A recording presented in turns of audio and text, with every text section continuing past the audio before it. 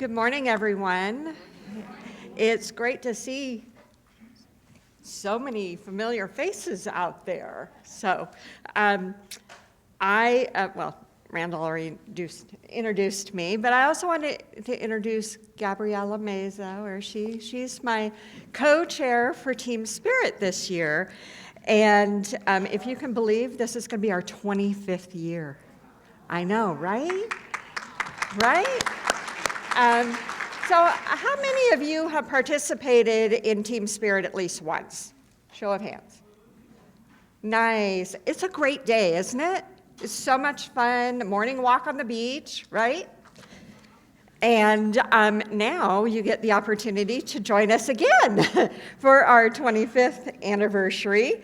And we are going to be doing that on Saturday, October 26th. So mark your calendars. You can spend that morning walking, celebrating, and just really being a community together. And so where does the money go that we raise? So Renee kind of rattled off a list of supportive services. That's where Team Spirit money goes. It supports our mentor program, which all of you are familiar with, as well as our support groups, our oncology life coach, our yoga classes, Pilates, creative writing, and many, many, many other things that without the money raised by Team Spirit, we would not be able to offer to everyone.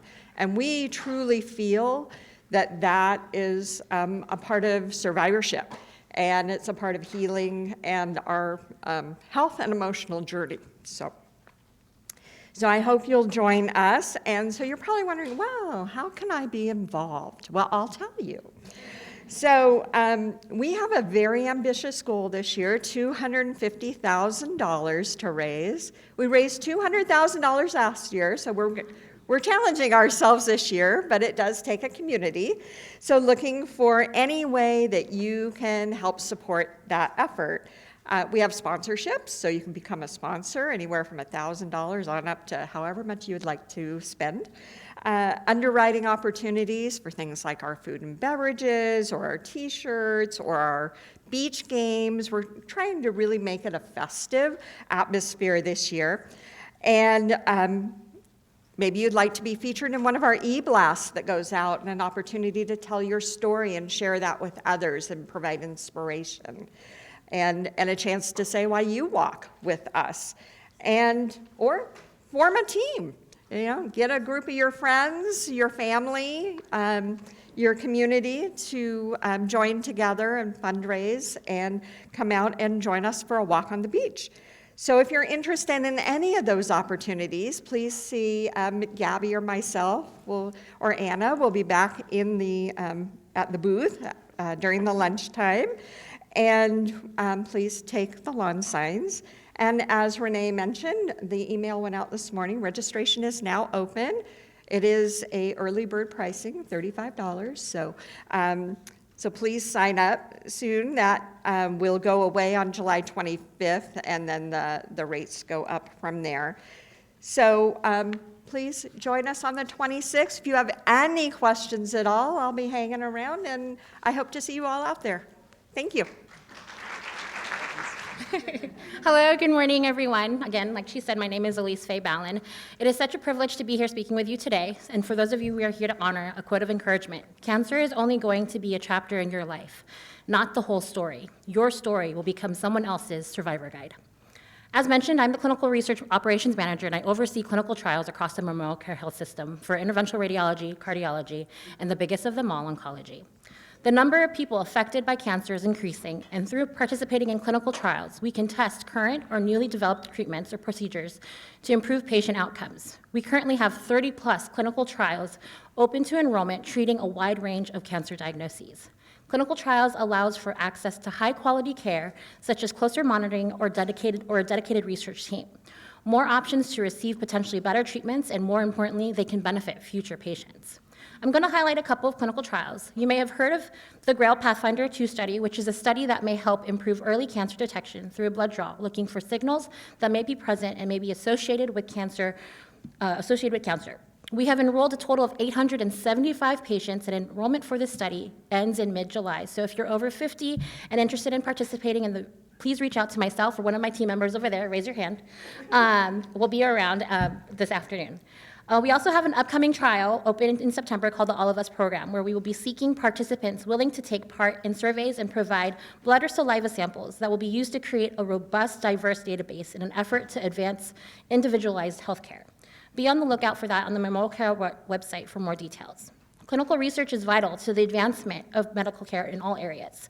I've been working in research for 10 plus years, and if there's anything I've learned, the fight is not easy. No battle is, but that's the very reason why I believe participating in clinical research allows patients the opportunity to have an extra support system that can come alongside them to guide them not only through the ups and downs of fighting this disease, but to be available to them and their families.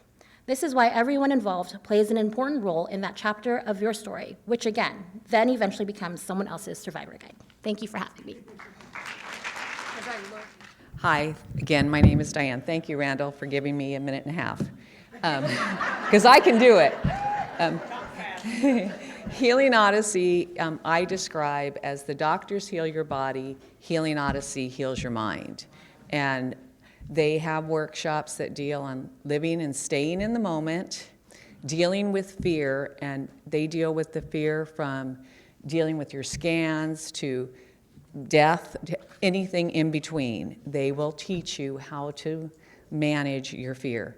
They have a laughter workshop that you will laugh like you haven't laughed pre-cancer. It is, the women come in on Friday for this weekend retreat. It's up in Running Springs near Lake Arrowhead, and they leave on Sunday, and some of them look like different people. They have changed that much.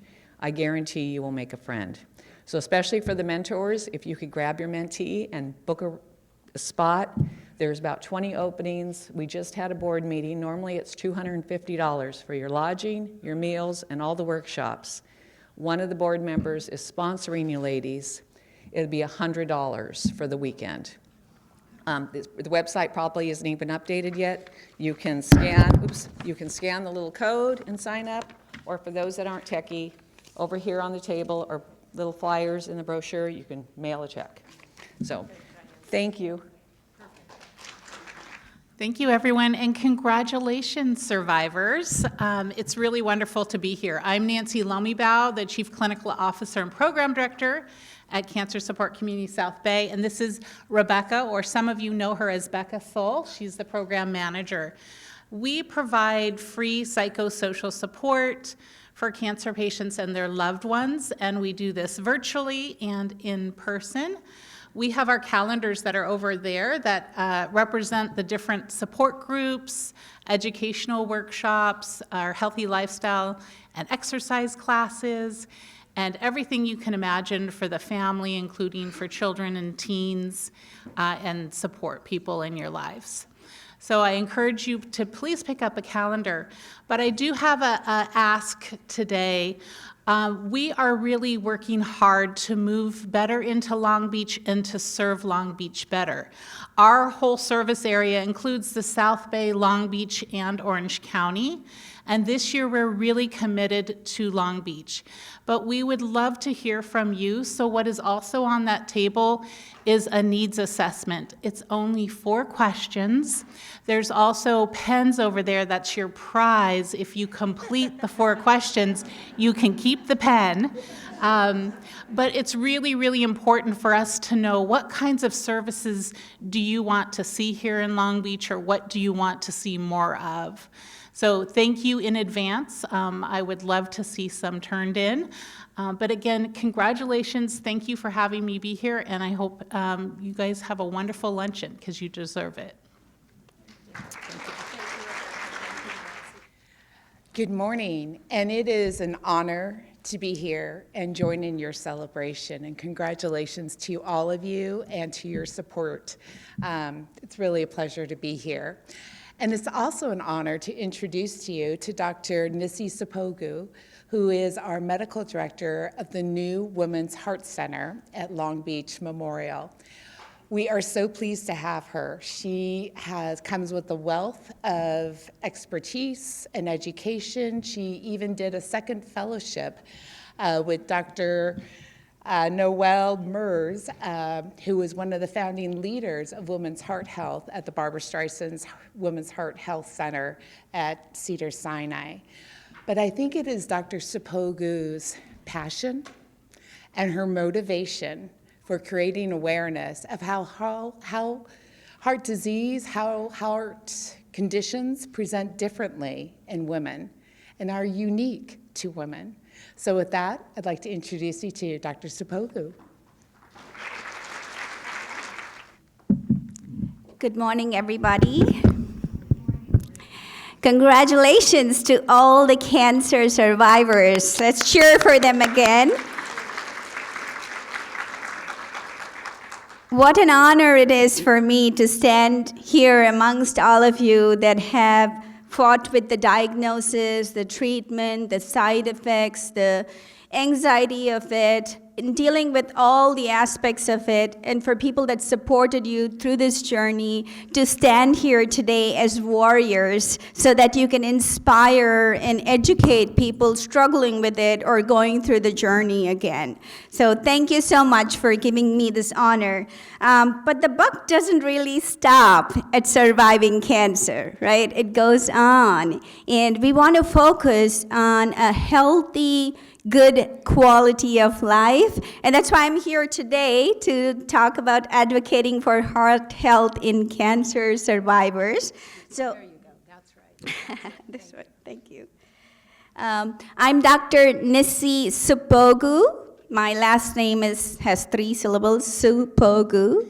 Sipogu like super glue. That's what I tell my patients so they can remember me. And I'm director for Women's Heart Center here at MemorialCare Long Beach, and striving together with my team to build on different subspecialties that can cater to women's heart health needs. And cardio-oncology is one of the subspecialty that I'm working on, working with the oncologists, your primary care physicians, and me as the specialist in women's heart health, the cardiologist, as you go through the treatments of cancer and beyond. All right, without further ado, let me go into my slides. So that's my congratulatory slide for all of you here, but the journey goes on. You've done a great job, so let's keep it up, all right? So what do we need to do for cancer screening after, cardiac screening after cancer treatment, and who needs to be screened?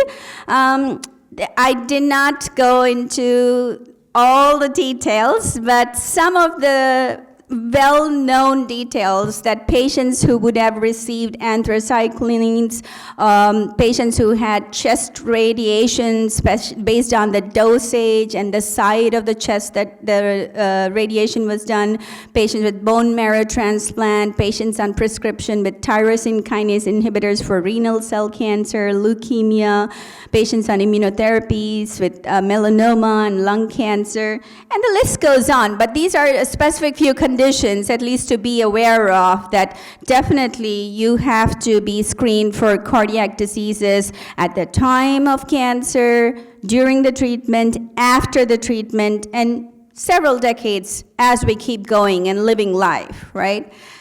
So how do we do the surveillance? So there's few things that we can do. Just like any other patient, and especially female patients, we need to risk stratify individuals' patients' risk for cardiac conditions, right? So we can do that with this basic risk calculator called the ASCVD risk calculator, which incorporates just basic things about you. But as you can see here, there's some risk enhancers where the risk calculator doesn't really incorporate these risk enhancers. So despite the score you may get on the ASCVD risk factors, it's good to be aware of the individualized risk factors, and cancer does fall under one of the inflammatory diseases conditions as well. So it's good to start off with the basis, like, am I a low risk, am I an intermediate risk, am I a high risk? If I'm a low risk, are there other risk enhancers that I need to be aware of, and what can I do to mitigate the risk? And this is a question your primary care can deal with you, or you can come to a cardiologist and they can help understand what your risk is.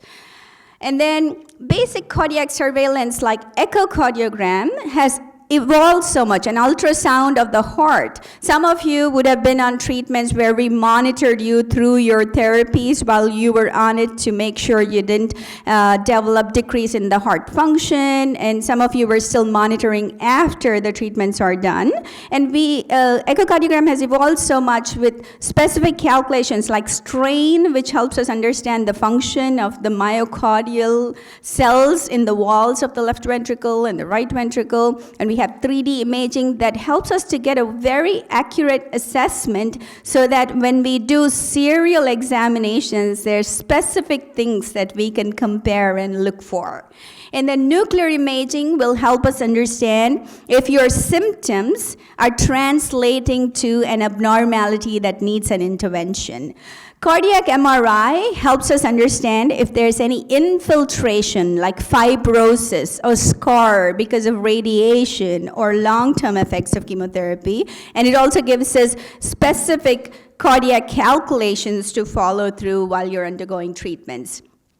I made a special slide for coronary CT and coronary artery calcium score because the coronary artery calcium score has really changed a lot of preventative therapies. So for patients even at low risk or low to intermediate risk and are hesitant to be on, say, cholesterol-lowering medications, or they have significant history, they're really not symptomatic, but they want to be cautious, or you've been through the cancer history now and you want to know the risk, we could do a coronary calcium score, which helps us understand what the amount of plaque that's present in your blood vessels of the heart, so we can tailor the treatment accordingly to prevent you from having an obstructive coronary artery disease or a heart attack.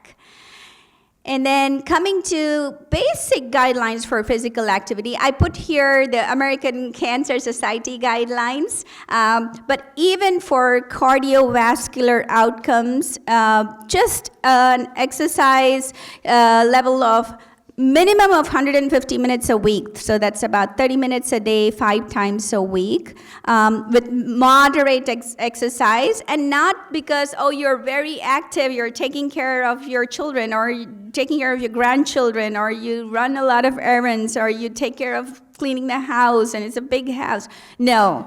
Special time dedicated for exercise, 30 minutes of walking, walk a little fast, break a sweat, pause for a little bit because you're tired. So things like that, where you do 30 minutes a day, 5 times a week, so a minimum of 150 weeks. And if I were to look at you over 10 years of time, you would have reduced cardiovascular disease in yourself by 24%, which is pretty significant. It's almost like I'm giving you a medication to treat your blood pressure. Okay, so very profound impact that exercise has on the outcomes for cardiovascular health.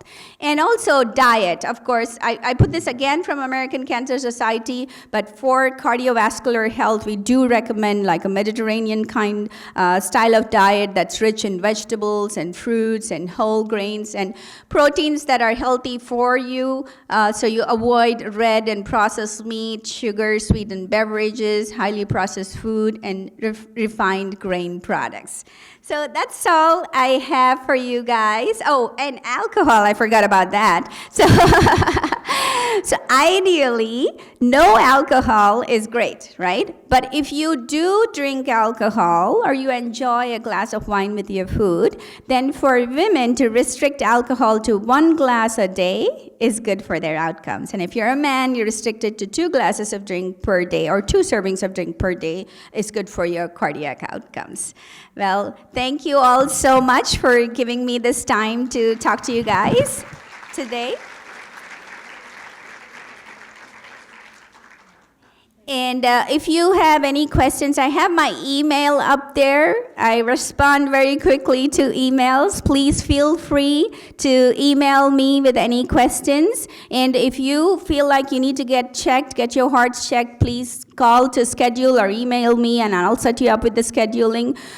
You can follow up with me. I'm a women's heart health specialist, or with anybody in your community wherever you live. But make sure you contribute to this ongoing survivorship and survive all other chronic comorbidities of life as well. Good luck to you all, and thank you so much. Good morning. Usually I have fancy slides with bullet points and pretty graphs and things, but this one's from the heart. There you go. So I've been an oncology nurse for 43 years. I pretty much started at birth. I first worked at UCLA, and then I worked at Cedars-Sinai for 26 years, and then I've been at Long Beach Memorial for the last 10 years. I always wanted to be a nurse from the time I was really young. My family said, why don't you be a doctor? And no offense to doctors, I love doctors, well, some of them anyway, but I knew the difference, and I always wanted to be a nurse. What I didn't always want to be was a cancer patient. But one day I was sitting at my desk in the cancer center, and I work right next to the breast center, and I was playing with a necklace, and I felt a lump. And I walked next door and I said, if you get any cancellations today, I'd love to get a mammogram. And because I work there and they know me, they said, sure, come on back and we'll do it right now. When we were done, the radiologist, who I also is one of my colleagues, came out and said, what you felt was nothing, but we see something on the other side. Because I work here, I was able to get scheduled for a biopsy really quickly, and I was able to get scheduled for an MRI even faster than that. After the day after the biopsy, I came into work, and the doctor I work with, I said, oh, I had a biopsy yesterday, and he said, oh, it'll be nothing, it'll be fine. 80% of these things are nothing to ever worry about, you'll be fine. But I'll call the pathologist just to reassure you. So I sat there while he called the pathologist, and his face turned white as a ghost, and he got tears in his eyes, and when he hung up, he was all flustered and was so afraid to tell me that the pathology showed that I had invasive breast cancer. Now, my reaction about having breast cancer was the same as yours. We get disbelief, horror, fear, but my first reaction was, oh my gosh, my poor friend just had to tell me that I had breast cancer. I felt so sorry for him. After all, I'm an oncology nurse and I'm a Jewish mother, so the empathy in my personality runs really deep. I'm supposed to take care of other people, not have people taking care of me. It would be good if I could tell you that after taking care of patients who had cancer, that getting the diagnosis myself made me more empathetic to people that have cancer. But I honestly think that I always felt empathy for people who had cancer. What I do have more empathy for people going through any diagnosis is the difficulties navigating the system. It's horrible. It's horrible. And I know all the backline numbers, and it was still horrible for me. Waiting on hold to get things scheduled, waiting for authorizations, waiting for appointments, waiting for results. The waiting can be maddening. Now, my waiting may have been easier than yours, but the harder part is that I have to relive it all the time with my patients, with the lectures that I go to and hear about the chance of recurrence is what it is. It is what it is. I did learn the importance of having a person to help navigate the healthcare system with you and of having an advocate. It could not be more important. Everybody needs a healthcare advocate. I do it with my friends all the time. Sometimes I wish I had fewer friends, but it really does help. I had one of my friends that I work with literally led me by the nose and said, this is what we're going to do next. I might as well have been a plumber or a butcher or whatever. I didn't know what to do.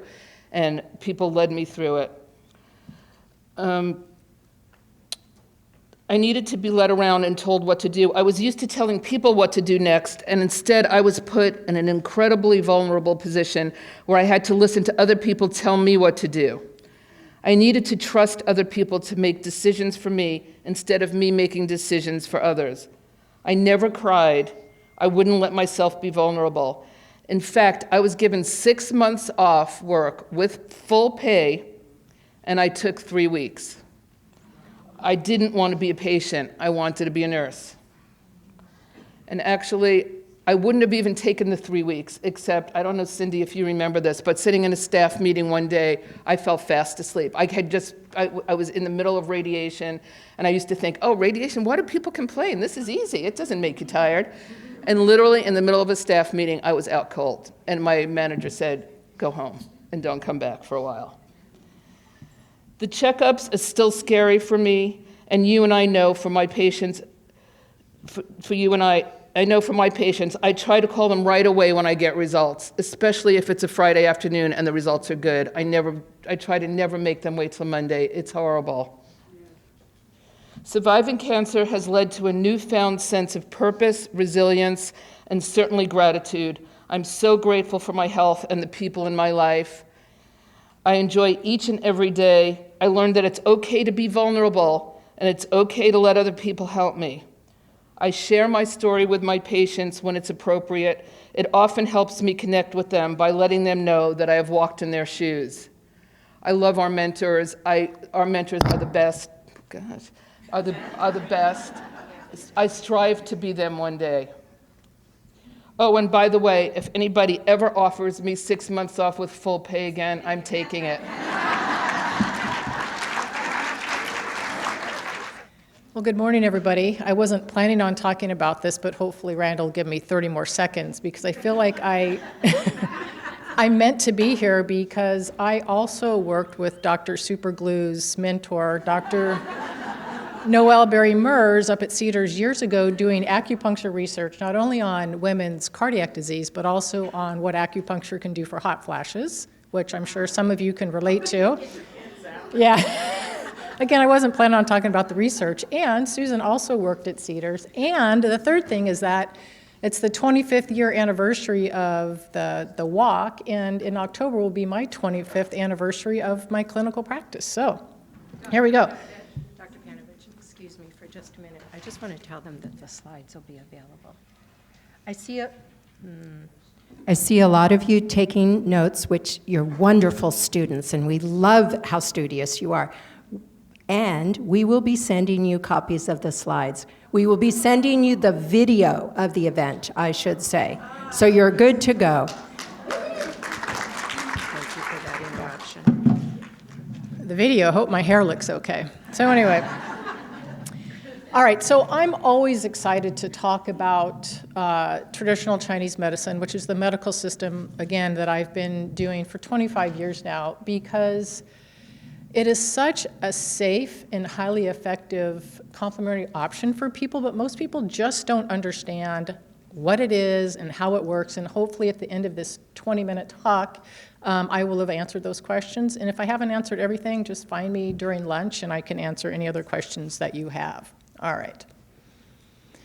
So what is TCM, traditional Chinese medicine? Well, it truly is the oldest medicine known to humankind, with written texts dating as far back as 2800 BC. So given this, it's pretty safe to say that the practice of TCM has withstood the test of time and truly only gains in popularity because more and more people are realizing how powerful this practice is. We aim to prevent and or heal disease by restoring balance in the body, and I'll talk about that more in depth here shortly. TCM is definitely a very complex system with terms like yin and yang and qi and meridians and on, things that I don't talk about in the office because you will look at me like a deer in headlights. And so I don't talk about those, but I am going to try and simply define those today. So what I'm going to talk about today are terms that most of you have probably heard, yin and yang, or as they say in America, yin and yang, meridians and qi. So the terms yin and yang and the concept of yin and yang, right, basically they represent in broadest sense this balance of opposites. So it's the life forces, they're opposite yet interconnected, these self-perpetuating cycles that cannot survive alone. So they're interdependent, and that is why in this circle you see a little black within the white and a little white within the black, because without these opposites being balanced, we no longer survive. So if you think about that, they postulated this theory thousands of years ago, that our bodies were all about balance, right? Before they actually had the ability to actually look inside the body and know what's going on. But now in modern medicine, we do realize that we are just this living presence of balances all the time. You think about our nervous system. We've got our sympathetic nervous system, that flight or fight, that get up and go, and you have the parasympathetic nervous system that calms us down so that we can rest and digest. And just like our hormonal system, right?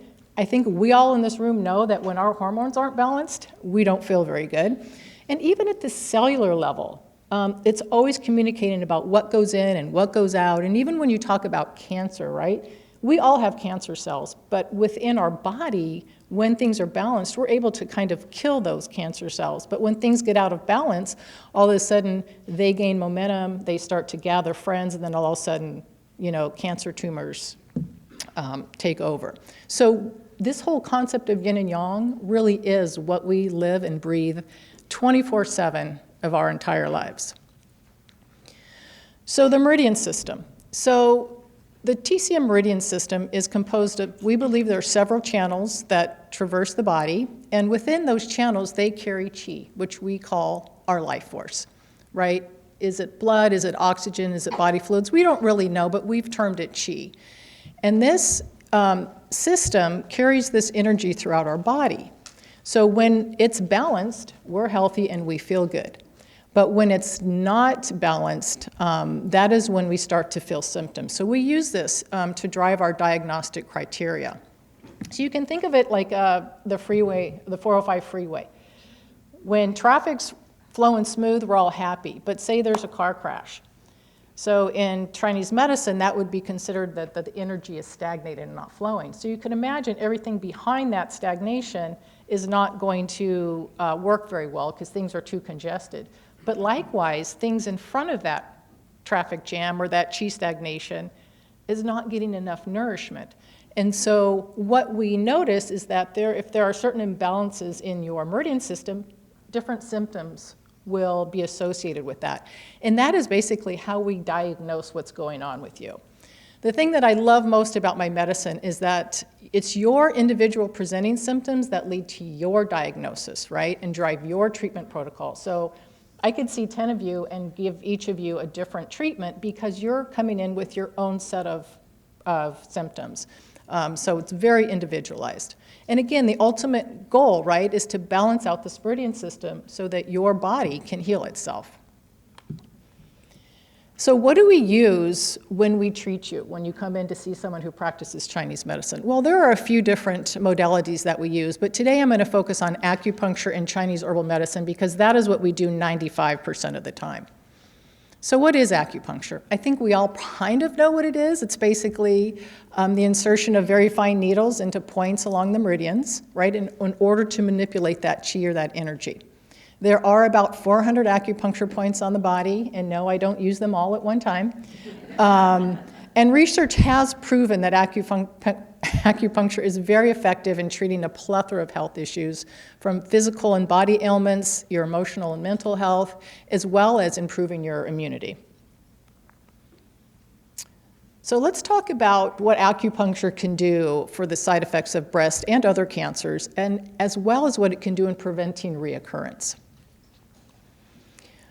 So the first thing I'm going to talk about, it's called a meta-analysis, which basically means they take all the different individual research that's out there, and then they compile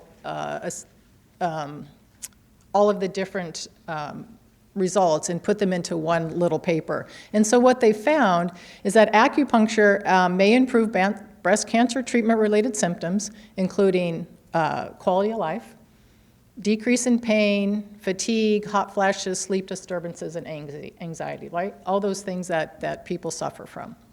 And that's specifically for breast cancer. When you look at just general side effects of cancer, kind of the same thing pops up, right? The strongest evidence has always been that acupuncture is so good for any type of nausea and vomiting. Basically, any GI symptoms, Chinese medicine is truly the bomb for. They've also, again, found in just general cancer side effects that we help with fatigue, anxiety, and depression, insomnia, dry mouth, and improved quality of life, right? Because if all those things are helped, your quality of life is definitely going to be improved. And that's when you compare it to people who don't integrate acupuncture into their care. And then one of the most recent studies was done at Memorial Sloan Kettering, and what they found is that acupuncture significantly reduces survivors' chronic pain. But let's talk about what it can do for your immune system, right? Because that's so important. So research has shown promising results related to acupuncture for reducing inflammation and enhancing your immune system. And the reason that's important is because chronic inflammation, we now know, is the main underlying mechanism in many kinds of chronic diseases, including cancer. And so it's this anti-inflammatory effect of acupuncture that is the key mechanism in treating chronic disease and enhancing the immune system. The other interesting thing about acupuncture is that there are different types of immunity in our body, and it actually helps both our innate and the adaptive immune responses. So it hits all of it. But how does it work? How does it work when you're sticking needles in your body? How does all this stuff happen? Well, it's amazing what research has found is that acupuncture has a huge systemic effect in your body.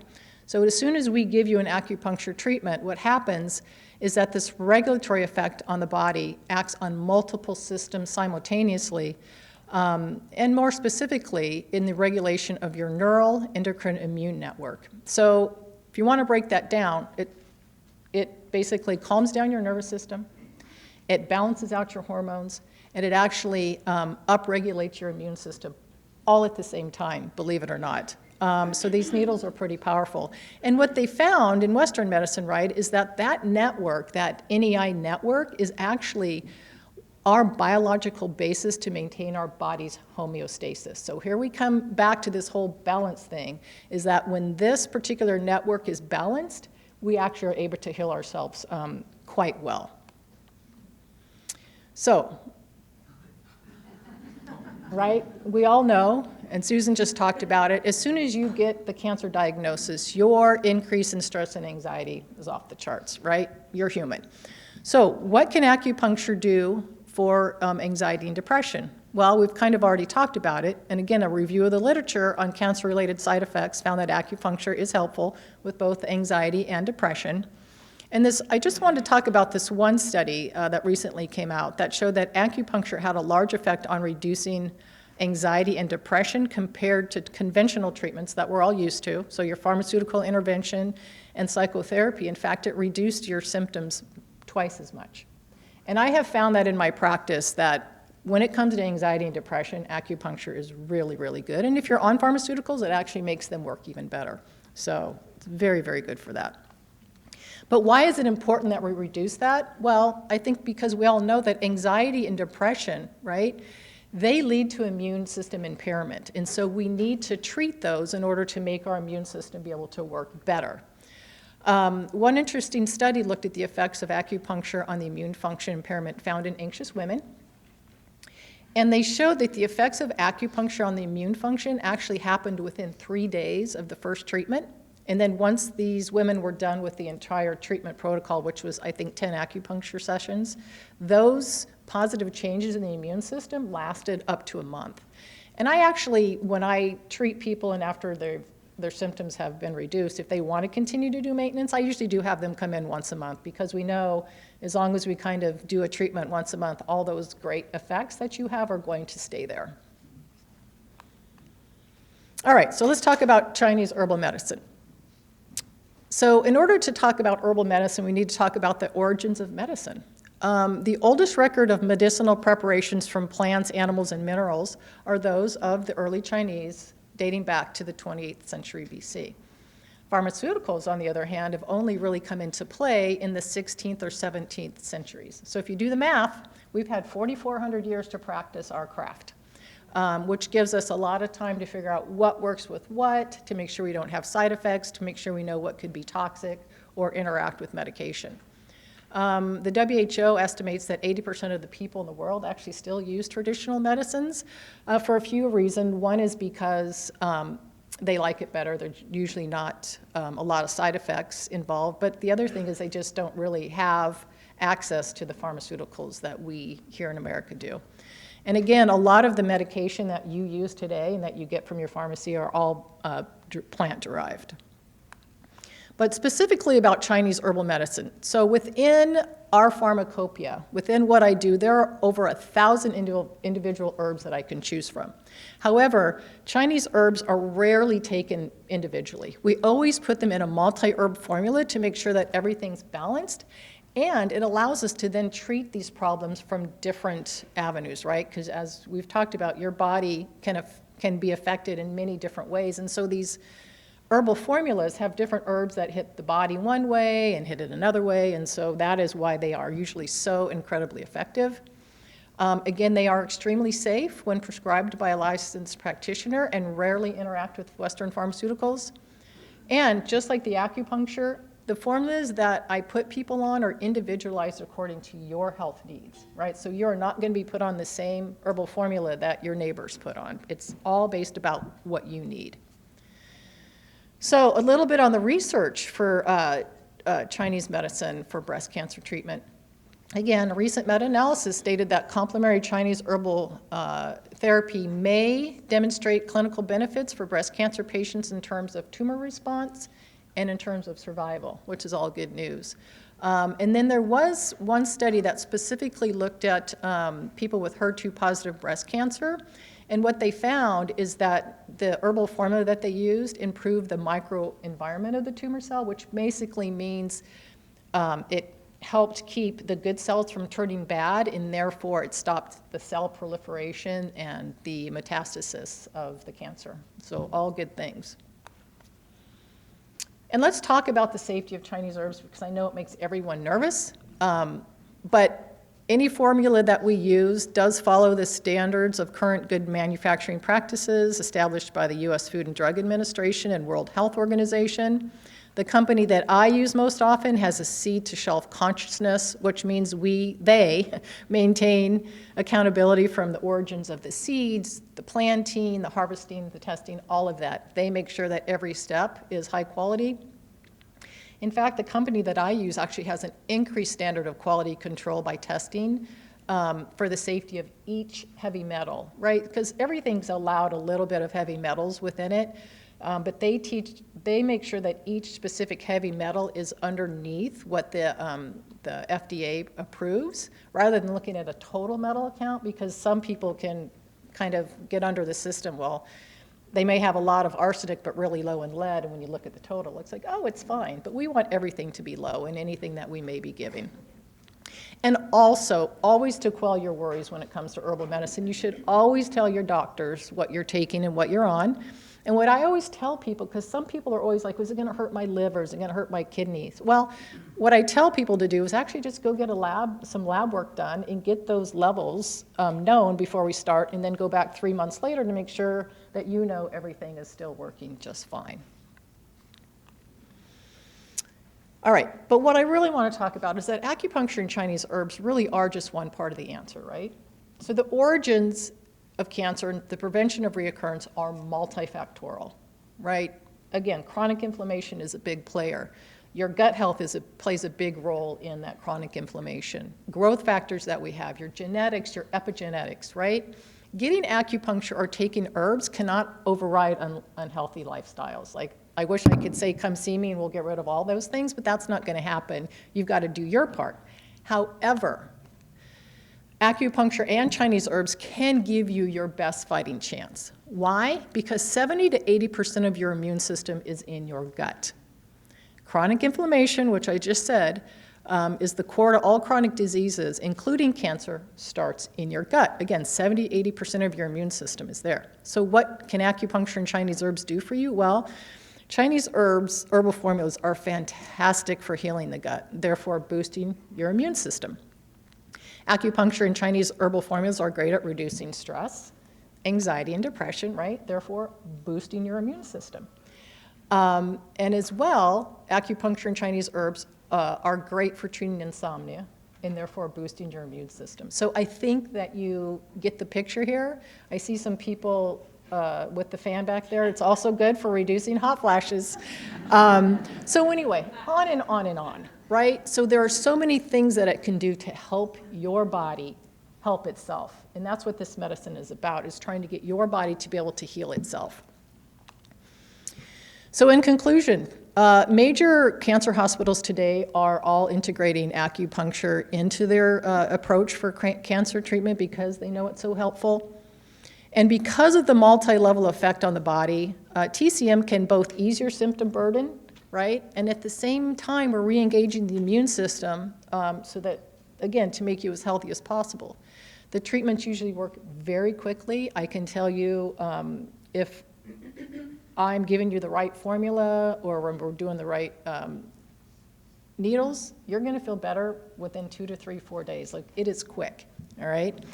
And all the research I discussed here was on the effects of acupuncture by itself and Chinese herbs by themselves, but not on the combination of acupuncture and Chinese herbs together, which is really how we practice the medicine. It hasn't been researched the way we've practiced, because when you put the two together, that's when the fireworks start. All right, if you have any other questions, again, see me during lunch. I'm sitting at the back table. I think I did it. I did it. So as a physical therapist, my job is to improve movement. It's to reduce pain. It's to restore function. And it's to prevent disability. So today we're going to talk about a topic that's often uncomfortable, but I want us to get comfortable talking about it because pelvic floor dysfunctions happens to many, many people, and I don't want anyone to feel like they're alone in that journey. And I also want people to feel at the end of this that you can advocate for yourself.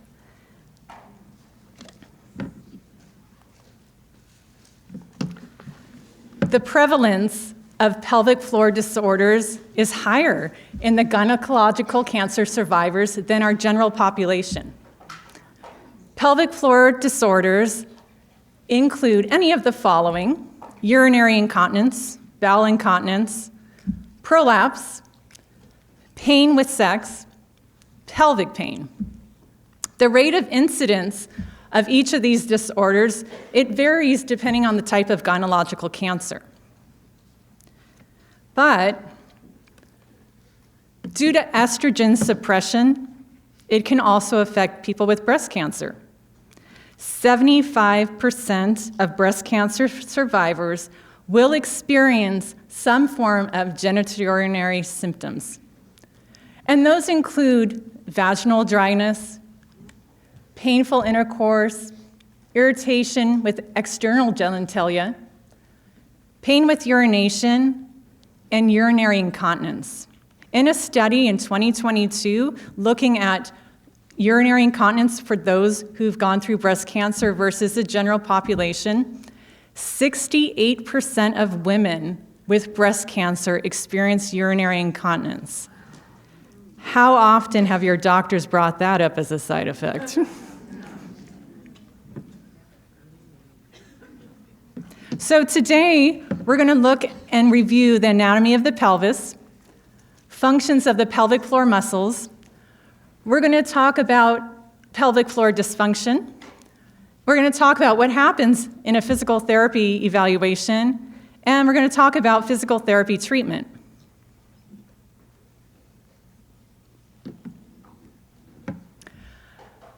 So our pelvic floor muscles are like this big hammock. It goes from our front, our pubic bone, all the way to our tailbone. And look what it's supporting. So on top of that, you'll see in yellow the bladder. With the male genitalia, you'll see that the prostate sits right below there. There's a tube that comes from the bladder called your urethra, and that's how the urine exits our body. If we have female genitalia, you'll see that there's the uterus. And finally, we have the bowel that exits through the anus.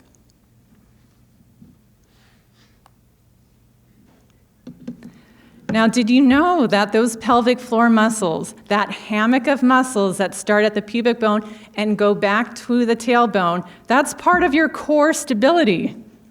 It's very, very important that those muscles are functioning appropriately.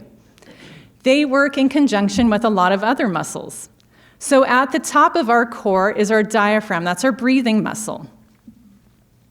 I want you guys all to sit upright, away from your chairs. We're going to find that diaphragm muscle. You're going to put your hand just below your rib cage, but above your belly button. I want you to take a nice deep breath. As you take a nice inhalation, you should feel that diaphragm muscle. It's going to protrude down and out. So go ahead and take a few deep breaths. At the same time as you inhale, what you aren't readily noticing is that the pelvic floor is actually lengthening.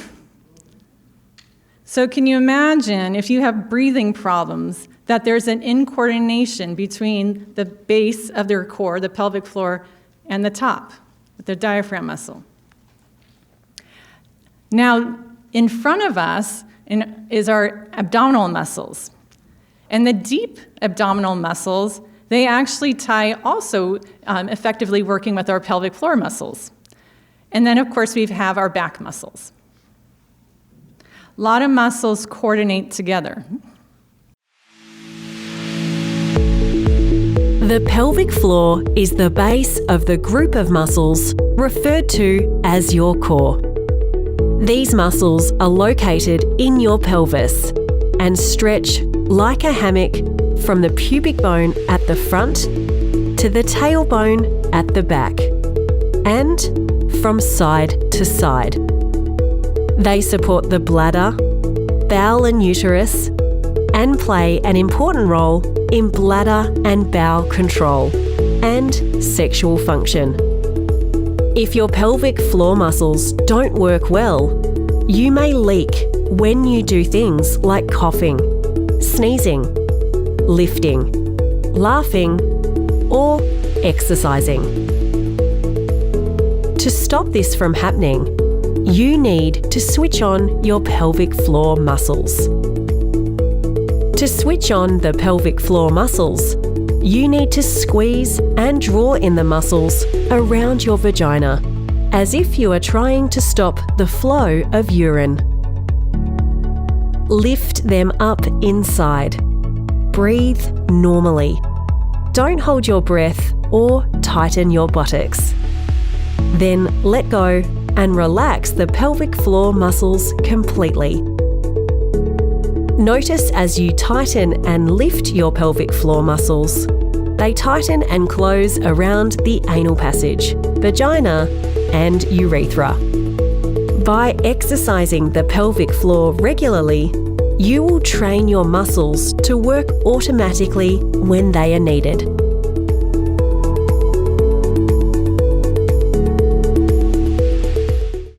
So I want you to sit again upright. If you are facing sideways, go ahead and square off your hips so that you're not twisted in the trunk. If you have female genitalia, you are going to try to do that upward lift movement. And the best way I can describe it is if you were sucking through a straw, like a milkshake or a smoothie. If you have male genitalia, you are going to shorten your penis or retract your penis. And you can also try to squeeze around the anus. Go ahead, let's do a little contraction of our pelvic floors. Squeeze and lift. How many of you are feeling like your bottom muscles are kicking in or your stomach muscles are overriding? Yes, a lot of muscles want to help out, but they're not invited to the party. We need to be able to isolate those pelvic floor muscles because they need to be strong. You just saw How many things are sitting on top of those pelvic floor muscles? That's a lot of weight. So let's look now about the functions of the pelvic floor. There are several. They're not all listed up here. They support the pelvic organs. They control bowel and bladder function. They help with the passing of urine and feces. They play a role in sexual function. They help with breathing. And of course, they tie in with pregnancy and childbirth.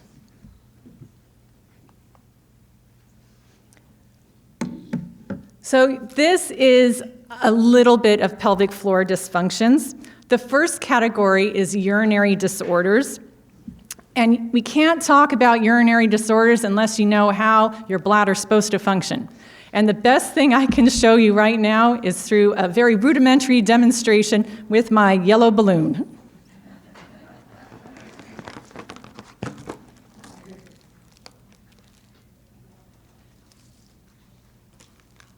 So we've got our bladder.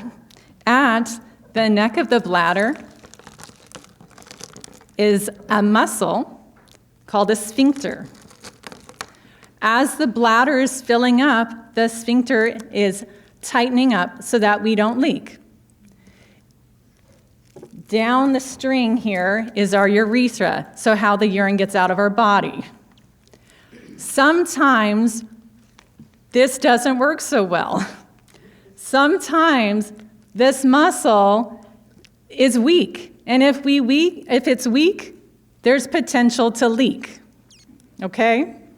Sometimes it's the bladder muscle itself that it's just squeezing at the wrong time. And if it's getting too much pressure there, then the potential is that we're going to have this muscle relax, open up, and we're going to release urine when we don't want it. In order for us to function well, we have to not only have the muscles working, we have to also have the nerves working to those muscles, and we have to be able to feel that urge to go and physically be able to get up and go. So a lot of times we have incontinence for various reasons. Sometimes, like I said, maybe it's a bladder control issue. Maybe it's the muscle around the bladder is just contracting when it's not supposed to. Maybe we can't empty the bladder all the way. Maybe it's us physically, we can't have arthritis or cognitive issues, and we just can't up and get going when we want to get going. Another category is prolapse. In our pelvic area, we sometimes get the descent of the bowel, the bladder, or the uterus. So it drops where it shouldn't be going. Then we have emptying disorders. And emptying disorders is where we have difficulty urinating or moving our bowels. Then there's pain. Sometimes we have pain in our low back, in our hips, our bladder, or in our pelvis, in the urethra itself. Then there's defecatory disorders. So we have fecal incontinence. We've got constipation. And then, of course, sexual dysfunction, pain with penetration, pain with orgasm. That's all part of pelvic floor dysfunction. So as physical therapy, you get the referral from any of your doctors. We are going to ask a lot of personal questions. And it's important to get a very clear picture of what's going on in your body. We are going to go through a quick musculoskeletal screen because I want to see, is your posture affecting your pelvic floor? Is your way you're breathing having an issue with your pelvic floor? Do you have joint problems in your back, in your hips, that is affecting your pelvic floor? The way you're walking, is that affecting your pelvic floor? Then I'm going to use my 3D model that some of you have, if you've stopped by the table, you've seen. And I'm going to explain to you how the pelvic floor works.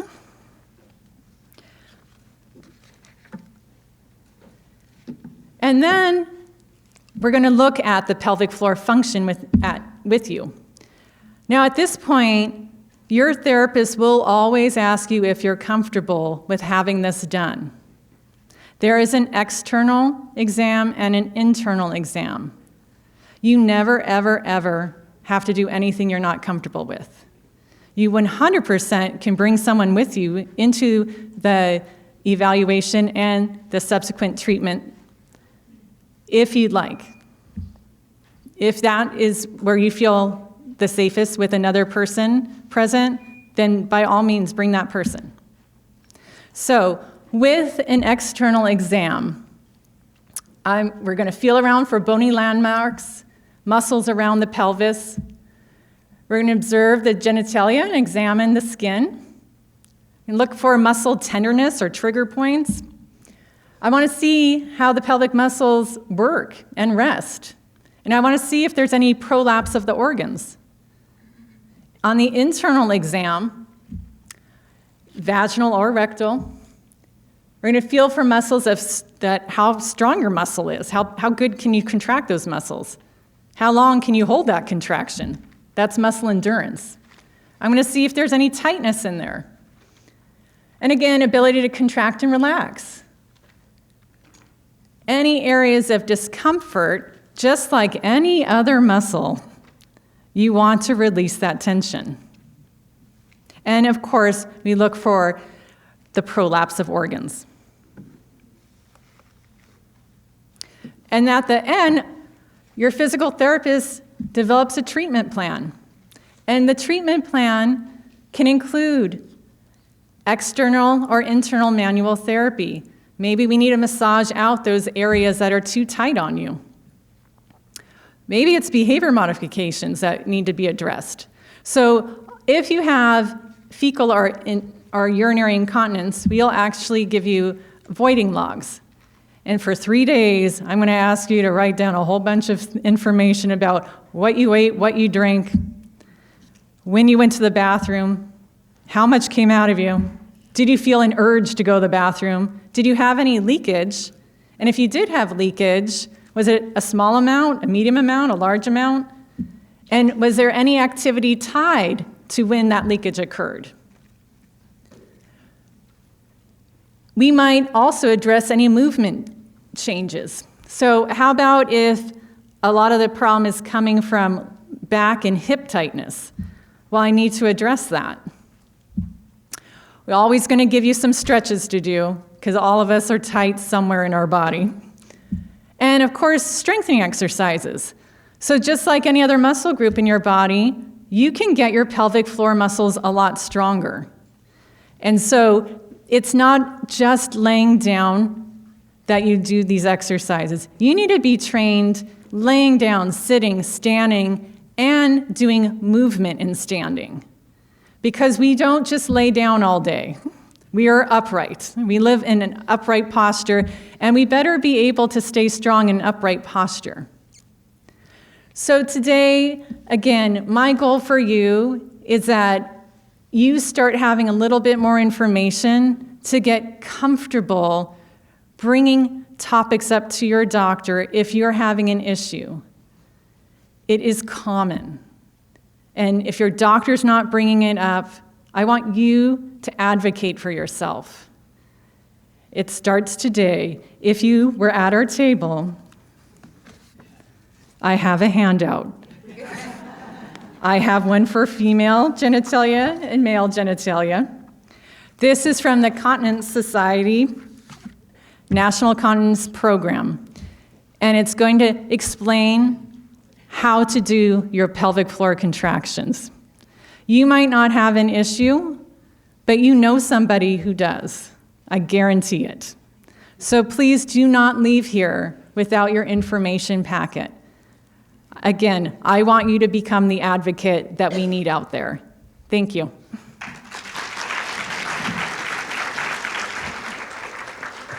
Will we ever look at a balloon the same again? I am pleased to build on Michelle's presentation and introduce Dr. Joycelyn Craig, She serves as a medical director for the Pelvic Health Center here at Long Beach Memorial, and she also chairs the obstetrics and gynecology department at the hospital. And her practice is Praxis Urogynecology just on the campus here. It's amazing. She has led this center for over 10 years and has really demystified an area that we, or I'll personalize it, I am a little shy to talk or reticent to talk to our providers about. And I think, as Michelle stated, we should all feel empowered to do that. And with Dr. Craig coming up here, she's really going to demystify that for you even further. And I have no doubt you will get a lot out of her presentation. So, Dr. Craig.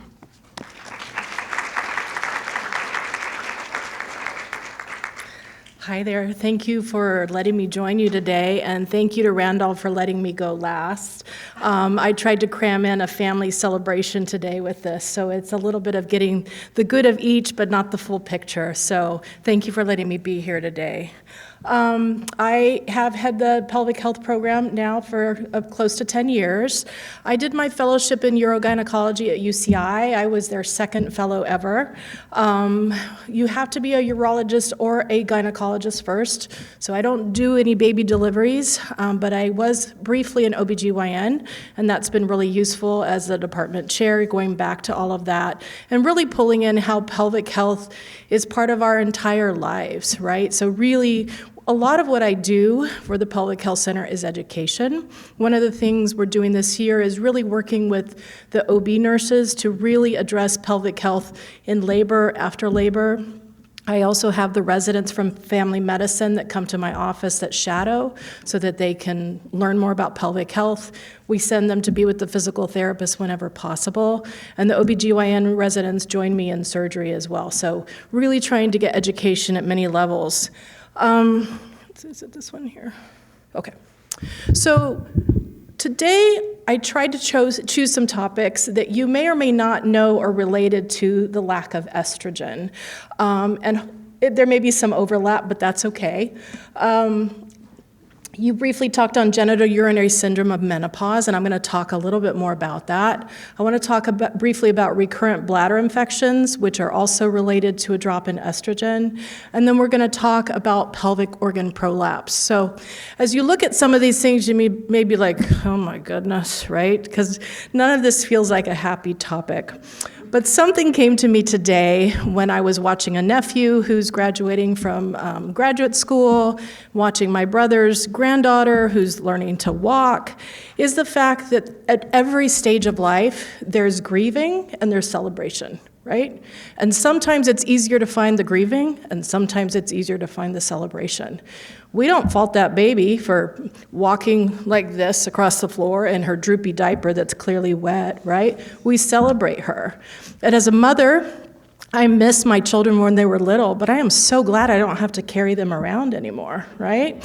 So as we go into a phase where our life changes, and a lot of that has to do with the lack of estrogen, there's some grieving. Your body changes, but there's also a lot of celebration. And I hope that from everything you've heard from the speakers today, that you'll feel a lot of hope. And so that is my goal, to give you some hope on these topics, and to also just say, I ask everybody about their bowel and bladder stuff. So in my office, probably you're right. Most physicians feel uncomfortable about talking about this topic, but in our office, we really do try to. So thank you for reminding us all about that. All right, so I hope you leave today feeling inspired and hopeful. You know that it's a hot topic when Oprah has an entire magazine about menopause. I think it was her February or March issue. And I read it. I consider it my role to read all the magazines that go into our lobby. So I read it just to make sure, what is she telling people? And I thought it was very good. But in one page she says, hold on, it's about to get weird.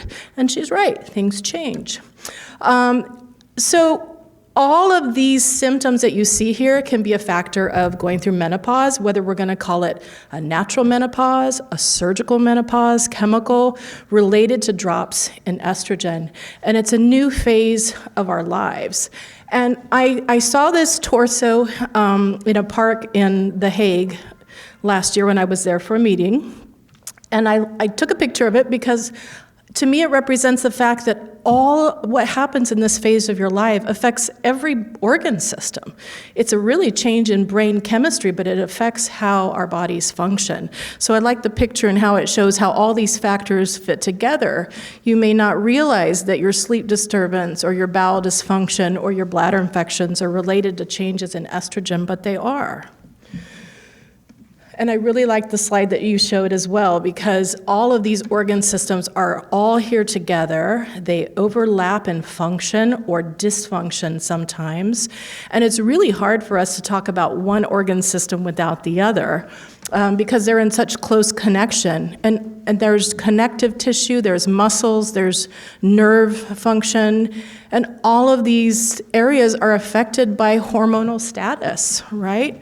It is really impressive how much bowel and bladder dysfunction we see when women are in menopause or they lack estrogen, especially because of also how your microbiome changes in your vagina and your gut as well.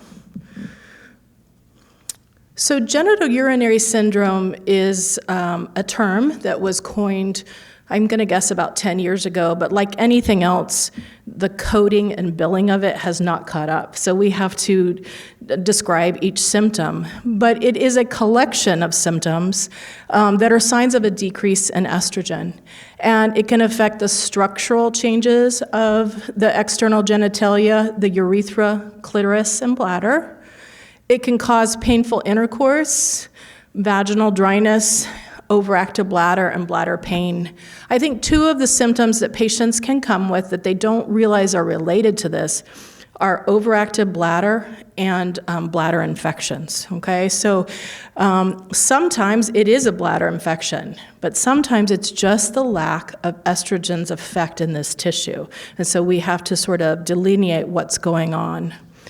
The other symptom that you can see with genital urinary syndrome of menopause is overactive bladder, urgent need to void, frequent voiding, a lot of bladder pressure, and sometimes it's just the fact that you need vaginal estrogen, but again, here's hope. If that's not an option, there's a lot of medications and things that we can do to help you.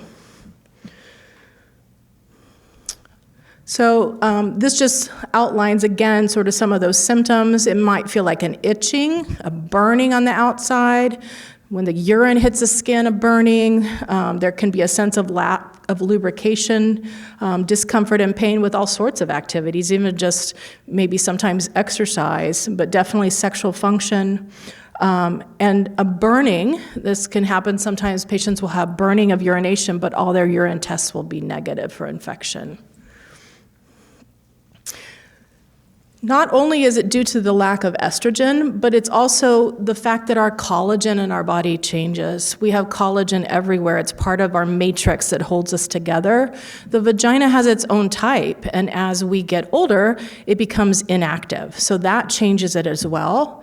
We are born with something called elastin, which also changes over time. Elastin, fibrin, collagen, estrogen, those are all responsible for the distendability of our vagina and our lower bladder, and those change without estrogen.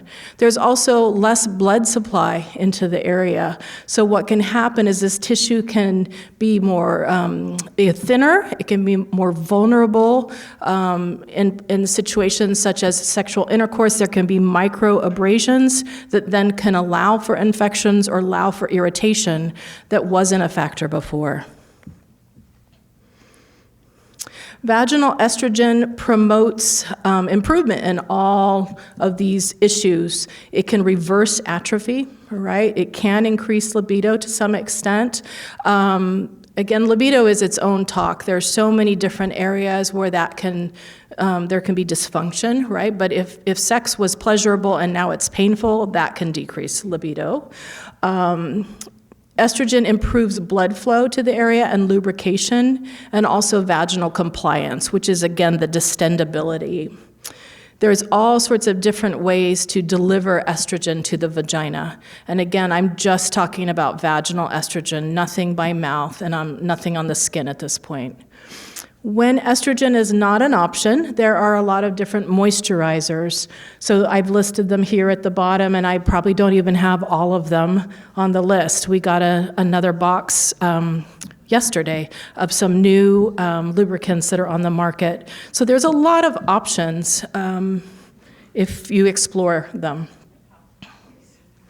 This is just a statement that came out of a study that was in the Green Journal just this year, saying low-dose vaginal estrogen is the most effective treatment option for genitourinary syndrome of menopause with few side effects and minimal systemic absorption. The goal is to restore the microenvironment, the acidic pH, improve elasticity of the vagina, improve blood flow and secretions. This, in turn, reduces dryness and pain with intercourse and can improve urinary symptoms. Now, I know that that's not always an option, all right? Estrogen in any form is not always an option. But I think sometimes what happens is we as physicians get busy, and it's important for the patient to have a chance to say, my doctor is asking if I can use vaginal estrogen. Would that be okay? And sometimes the physician doesn't have a chance to differentiate it. So my point is, a lot of times vaginal estrogen is safe, even if there's been a history of cancer, specifically breast cancer. In the few minutes that we have today, I'm not going to be able to go over the criteria of who can or cannot use vaginal estrogen. I'm going to try, but my take home to you is to ask. Ask if some of these things are options for you. Ask your physician, all right? So in endometrial cancers, a lot of times vaginal estrogen is safe and can help with some of these symptoms in the pelvic floor. It's often okay in cervical cancer because it's not usually hormone mediated. However, if there is a uterus still there, it's important to also get progesterone. Ovarian cancer can also still be safe to use vaginal estrogen. And again, for breast cancer, there are specific criteria where short course, low-dose vaginal estrogen is safe. So always ask your oncologist, and I always ask the patient to ask the oncologist too, because I want us to all be in agreement. These are some other non-estrogen therapies that can be used for genitourinary syndrome of menopause. I tried to take a 10-page study and make one slide out of it. But this came out in September of 2023, and it was a systemic review of all the articles that are currently available on non-hormonal options for genitourinary syndrome of menopause. And so these tests or these medications on the left, I put some side effects to are noteworthy on the right. But these can be options if vaginal estrogen is not possible. DHEA is a steroid that converts to estrogen and androgens in the vagina. It can often be used in cases where straight vaginal estrogen is not considered safe. It is marketed as intrarosa, and there's a bunch of different doses that can be used, but patients' response to it and improvement in symptom control is definitely based on dose. The good news there is there's a bunch of different levels that you could try. Hyaluronic acid, if you look on the market, it's called Reverie, but it can be compounded by pharmacies. This is something that brings in moisture. Right, and it can be used in the vagina because what it does is create a film of protection over the epithelium. You can also find it marketed with almond oil. Certain compounding pharmacies use vitamin E oil. It's not going to actually change the tissue, but it can help with dryness, lubrication, and some protection to the epithelium in the vagina. Osphena is another option for all of these symptoms. It is actually taken orally, though. It also affects the endometrial lining. It can reduce overactive bladder. It can be helpful sometimes in UTIs. I don't use it as much because I would rather use local anything, and this is taken orally. So anytime you take something orally, there's some passage of it through the stomach and the gut that's not going to get to the patient. But it is an option for genitourinary syndrome of menopause. There are many different types of lasers now on the market that do some kind of CO2 stimulation to the vaginal tissue, specifically collagen. They remodel collagen. Remember I said in the beginning that our collagen changes. This is a treatment that's done in an office-based setting, and the idea is to stimulate collagen because that, if estrogen is not an option, can improve blood flow and lubrication, all right? It's not permanent. It does have to be repeated, usually on a yearly basis, all right? It can indirectly improve pH levels in the vagina, which can reduce urinary incontinence, but also reduce bladder infections. Testosterone can also be an option in the vagina as well. I think that would be, I put it at the bottom on purpose. That would be my last choice for many reasons. But again, this is talking about topical testosterone. Some of the side effects, though, can be an increase in acne, increase in liver function tests, and also hair growth. I know there are cases where patients are also using pellets that get implanted. I hesitate a little bit with those because if those are in and there's a recurrence of a cancer, you really can't take those out. So in this case, it's all topical vaginal as well. So this is just a brief summary of what's available, all right? But these are the most that they gave support to. And the summary of this study was that there's enough support to say these might be options in patients who have a history of cancer, but more studies need to be done, all right? So my take home again is always talk to your doctor about your personal history and risks. All right. Just going to talk briefly about bladder infections. So women can get up to 2 bladder infections a year, and that's considered normal. Nobody wants to have that happen, but 1 or 2 a year is considered within a normal range. But beyond that, it really should be evaluated, and this gives sort of some criteria as to when it should be evaluated. It's based on the cultures that you've had within a certain time frame.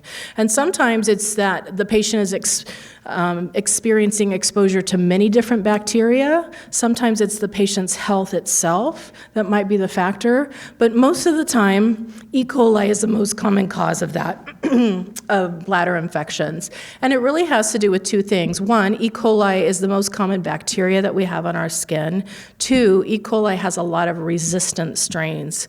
And in a situation where the microbiome has changed, where somebody's health has changed, we're more susceptible to that. There's other pathogens that can cause bladder infections. They're listed here, but again, E. coli is the most common. And one of the other things that we are also seeing is something called mycoplasma or ureaplasma. This is actually detected in the vagina, but it can cause symptoms of bladder infection, and especially if you've had bladder infections repeated that don't show any bacteria, I would encourage you to ask your doctor to check for this. In patients who have immunosuppression, yeast can also cause bladder infections as well, all right?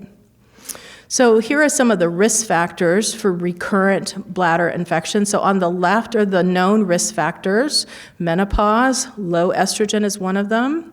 Pelvic floor disorders such as fecal incontinence. If there's soiling of that area and maybe it's not being cleaned enough away, then there's an increased risk of bladder infections. But on just a normal basis, the idea of wiping is not necessarily proven to be linked to recurrent bladder infections. I know we were all taught that. My mom told me that too, but it's, but I feel like patients come in feeling bad. I've tried to stay clean, I wipe, I do this, and it doesn't matter. And the good news is that you're right, it doesn't matter. You're doing a good job. So we do tell people to avoid leaving tampons in too long. If you've had recurrent bladder infections, do avoid bubble baths, things like that, but they don't necessarily change getting infections. One of the things that we ask patients to take if they're able to is something called D-mannose, and it is a simple sugar that binds to the type 1 pili on E. coli. So you see the E. coli over here, and you see sort of these long sort of horsetails behind it. That's not it. It's the little tiny, tiny hairs on it. And what it does is it prevents that from sticking to the bladder wall. So it makes it an environment where the bacteria can't stay. In combination with cranberry, those two things together have been helpful in E. coli infections. For other bacteria, the data is questionable, but my point to patients is a lot of times it could be helpful and it's rarely harmful. Okay, so we suggest that patients take this. It's over the counter, and it can be enough to reduce bladder infections. Vaginal estrogen, though, is one of the best ways to reduce bladder infections, right? The biggest cause of bladder infection is bacteria from the vagina, and bacteria in the vagina is stabilized with estrogen. So that's why using a small amount can be very helpful. But it could even be the size of a pea that you put on your fingertips and put on your urethra where you pee from at night. That's it. It's a very small amount. And often that is safe. There's no study that shows that amount of estrogen gets into your body in a dangerous way. So again, if chronic bladder infections are there and there's a history of breast cancer, I always ask the patients, let's talk to your oncologist and see if this would be acceptable to them. There are some other things here that we use. We do use something called urogesic blue or methenamine, again, to make the bladder inhospitable to infections. Vitamin C, in theory, can also do that because it acidifies the urine. Sometimes we will use antibiotics prophylactically to reduce infections, but we really try to avoid that because of the rise of resistance. We are in a dangerous situation in this country where a lot of bacteria that are just common for bladder infections are now resistant to the antibiotics. So we try to do every other strategy possible to do this. We also sometimes do a bladder cocktail into the bladder itself. We will put liquid medication in the bladder to help heal the bladder lining and reduce bladder infection. So that's something that we do in the office. The best thing to do, the cheapest thing to do, the safest thing to do is drink water, all right? This was a study that looked at water intake, and the fact was just by getting an adequate amount of water, UTI infections could be reduced by 50%. So when patients, we have tried to streamline our chronic bladder infection patients because we have a lot of them. And when they call and say, I think I have a UTI, the nurses have learned to say, how many glasses of water have you had today? I think it's easy to lose track of it. Yes, there's water in coffee, there's water in tea, but your majority of your fluids needs to come from pure water, all right? And so if you would just increase your water intake, a lot of times in normal, healthy women, they can get rid of the infection in that way. One thing I will say, though, is get your water during the day. We'll get patients who are getting up all night to drink water, and your body really doesn't need the water at night. It needs it during the day, okay? So there's some good news. Water is good for you. Drink it, please. There's also some newer technology available that will allow us to look at the genetic susceptibility of the actual bacteria causing the infection to different antibiotics. And so that allows us to sometimes create cocktails of antibiotics to treat infections that maybe just seem to be persistent. And this usually requires being sent to a specialized lab where a microbiologist is actually taking care of this. So I'm just going to touch on one other topic, which is pelvic organ prolapse. And this is also an area where estrogen is important, right? Prolapse is a genetic condition, and your mother may have had it, your grandma, your sister, and maybe they didn't talk about it, but it's an inheritable condition.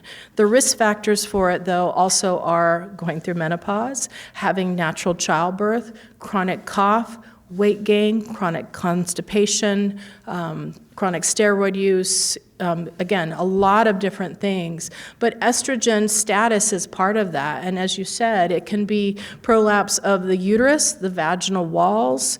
And then the vaginal walls, I mean the wall between the bladder and the vagina, the wall between the rectum and the vagina. A lot of times patients come in and that's not their symptom. They will come in saying, my urinary stream is off. It comes out and then it stops and then it comes some more. Or I keep feeling like I can't empty my bowels all the way, right? And then if you do a pelvic exam, you will find that there's some prolapse, and they may not have been aware of that, but that is what's causing the dysfunction in the other organ systems. And that doesn't appear all of a sudden. It slowly comes down. A lot of times after menopause, all of a sudden it will be present. Why? Because our tendons have receptors for estrogen on them as well. So now that tissue it's at the vaginal opening. We do measurements of those walls, and we measure everything, because if you have prolapse in one wall, you often have it in other walls, right? We know genetically which chromosome the risk for prolapse is on, but we can't change that, right? So we're working around that. But it can affect, like I said, urinary and bowel function, but also sexual dysfunction. I will tell you that studies have shown prolapse are not linked to satisfaction with sex, but it can change some of the actual dynamics of that, right? And we know that the rise in prolapse is increasing just because we're living longer as well, right? We're more active as well. So this is a big area where we will send patients to pelvic floor physical therapy whenever possible. And we will also use estrogen for small, short courses if possible as well, because it can strengthen the tissue. It can be helpful if we decide to use a pessary. I'm going to show you some pictures of those. And the estrogen can be helpful if we're going to do a surgery as well, all right? The treatment for prolapse is very broad. And again, sometimes patients have multiple areas of prolapse. Sometimes they have urinary or bowel incontinence as well. And so as urogynecologists, we treat all of those as much as we can at the same time. But it's determined by these basic levels. Patients' age can be a factor, but I will tell you that our oldest patient this year was 92 that underwent surgery for prolapse. Now, she had a specific type of procedure, but she was on multivitamins, all right? So she wasn't on anything else. So it's not age alone, it's how our bodies change with age as well, our overall health. Level of physical activity and sexual activity is something that we take into consideration. It's the degree to how bothersome it is. Just because it's there does not mean it has to be treated. So again, a lot of what we do is education, explaining what's going on, and let you, the patient, decide what you want to do, all right? Desire for future fertility. In patients who are pregnant and have prolapse, it's very common. We suggest that they wait until they've completed their childbearing, but again, very much encourage going to physical therapy as well, all right? These are some pictures of pessaries. Pessaries have been around for a long, long time. There's some very interesting pictures in Egyptian hieroglyphics that show them using pessaries. So this issue is just part of being human. But a really good fitting pessary, a patient's not even aware that it's in place. The idea, though, is these silicone devices can be put in the vagina to push everything back up where it needs to be to improve your function in a safe, non-surgical way. So when we talk to a patient at first, we try to give every option available and just, let you choose. And this definitely is often a safe first treatment option for prolapse, okay? Some of them can be removed by patients, some of them cannot. They have to be monitored by a physician. Some of them can be removed for vaginal intercourse, some cannot. And some of them are specifically structured for pregnancy as well, all right? Surgical treatments, again, are varied.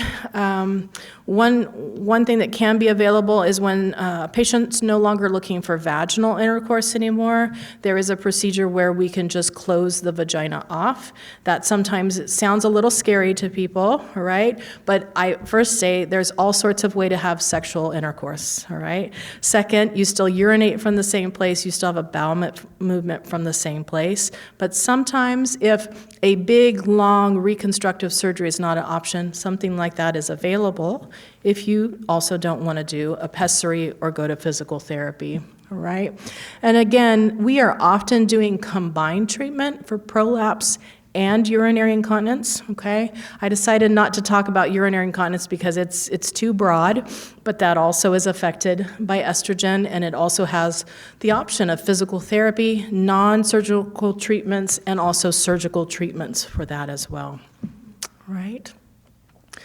Well, I hope that wasn't too quick. That's all I have. But this is a picture of me with my children riding off into the sunset in Wyoming. And I hope that you all get the chance today to go out and enjoy the weather. And thank you for waiting till the end for me. I appreciate that.